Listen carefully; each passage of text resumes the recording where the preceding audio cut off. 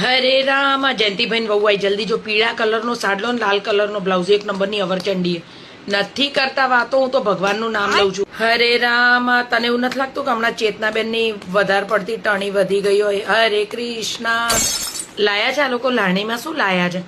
મેં કાલ સ્ટીલના ડબ્બાના ભાવ પૂછતા જોયા હતા કાંધિયા જેવા. બોલ અલી 150 રૂપિયાના ડબ્બા જોતા હતા મોયા. હરે રામ પેલી જયેશભાઈ છોકરો નહીં કોકને લઈને ભાગી ગયો. હરે કૃષ્ણ નથી કરતા વાતો બાપા. અલી સફેદ સાડી નહીં ગોડી આમ જો આમાં અંદર ગોલ્ડન પટ્ટીઓ છે. આ તો બહુ હેવી સાડી. હરે કૃષ્ણ અમારા બાજુ પેલા નવા ભાડુઆ હતા ને ધણી ધણિયાણી તો ઉભા નથી બનતું. હરે રામ હરે કૃષ્ણ અલી રોડ બાજે તું જોવે ને તો રોડ લોન વાળા ને બધા બેંકો વાળા આવે.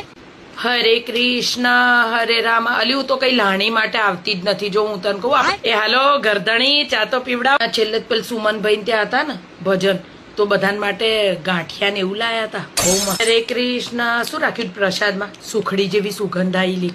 હરે હે આઈ હરે કૃષ્ણ શીરો બનાવ્યો છે?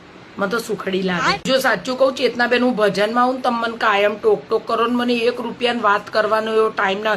2 ઘડી ભગવાનનું નામ લેવા આવીએ થોડા વાતો કરવા આવીએ છે. તમને તો એવું જ લાગે છે હું તો વાતો કરવા જાઉં છું. મેં કરી તાર જોડ વાત ત્યાર શું હારું હેડો ગરધણીને કો હારી ચા બનાવે. આદુ નાખજો. અલા હમણાં ભૂલી ગયા હતા આદુ સરસ